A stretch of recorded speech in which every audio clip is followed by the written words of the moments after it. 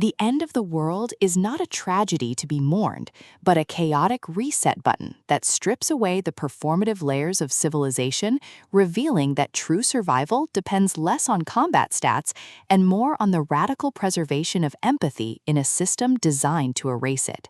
In Andy and the Apocalypse, Plum Parrot delivers a LitRPG adventure that transforms the zombie survival trope into a hilarious yet profound exploration of neurodivergent resilience and community building, proving that when society collapses, the skills deemed useless in the old world become the only ones capable of constructing a new one. This isn't merely another stat-heavy slog through undead hordes. It's a psychologically precise narrative where every loot drop feels like both opportunity and ethical test. Consent to lead is negotiated through care rather than coercion, and leveling up means honoring your humanity when the interface demands you optimize for violence.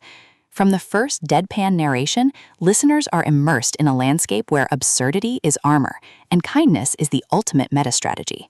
Perfect for fans of cozy adjacent progression fantasy and stories where male vulnerability defies genre expectations, this audiobook serves up atmospheric wit, relentless emotional honesty, and a protagonist whose journey from socially anxious survivor to sovereign community anchor resonates with anyone who's ever felt ill-equipped for the world they were handed.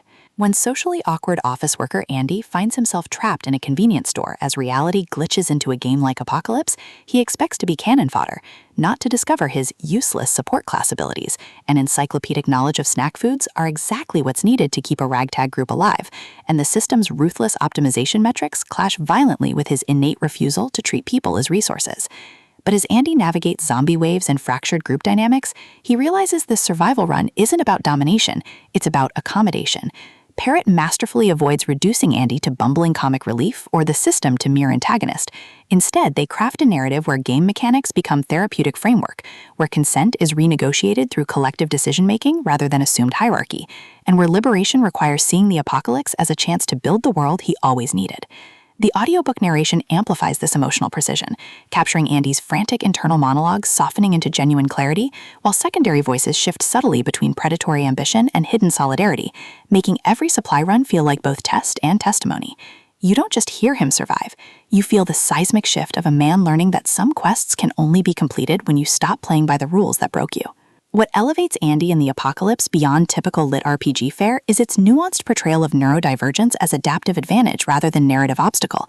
Andy isn't merely overcoming deficits, he's confronting how pre-apocalypse culture taught him to equate worth with neurotypical performance, challenging the notion that leadership requires masking. His relationships evolve through acts of radical reciprocity, sharing silences during safe room rests that bypass social performance, establishing group protocols that protect both operational integrity and psychological safety, and defending allies' right to process trauma against systems that mistake hesitation for weakness.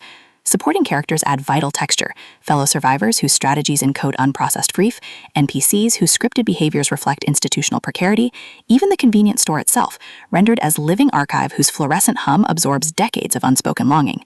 Every interaction reinforces the novel's core truth. In economies built on extraction, tenderness is technique, and presence is the only sustainable resource.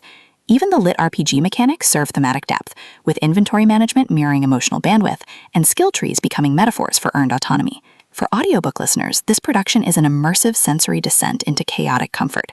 The narrator embodies Andy's evolution with remarkable range, from manic anxiety to trembling openness during breakthroughs, while supporting characters are distinguished through vocal textures that honor diverse expressions of resilience without caricature. Sound design enhances atmosphere without overwhelming immersion. Distant zombie groans marking temporal rhythm, rain against boarded windows during vulnerable confessions, the hushed crinkle of smack wrapper syncing with breath during moments of synthesis, all anchor mythic stakes in tangible reality. Pacing mirrors the cadence of neurodivergent survival, deliberate during reflection and foundational bonding, then surging with urgency as external threats collide with internal awakenings. Whether you're commuting through sedentary routines or moving through active days, the audiobook creates a portable sanctuary where slowness feels sacred and embodiment feels lifeline. It's storytelling a somatic validation, transforming passive listening into active participation in a journey where ascension isn't about rising above limits, but about rooting deeper within them. Ultimately, Andy in the Apocalypse redefines LitRPG by centering neurodivergent emotional labor within systemic frameworks. It satisfies genre cravings for satisfying progression and high-stakes tension while delivering substantive commentary on toxic productivity, identity formation, and the radical act of trusting your whole self when systems demand fragmentation. No prior series knowledge is needed. It stands confidently as a complete emotional odyssey. If you've ever wondered whether strength can coexist with softness, or if true mastery requires embracing what others fear, this audiobook will affirm that sometimes the most powerful act is simply choosing to be enough.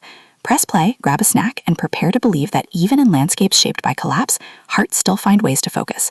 Your next favorite lit RPG isn't waiting in flawless builds. It's waiting in the brave, trembling choice to specialize in being human.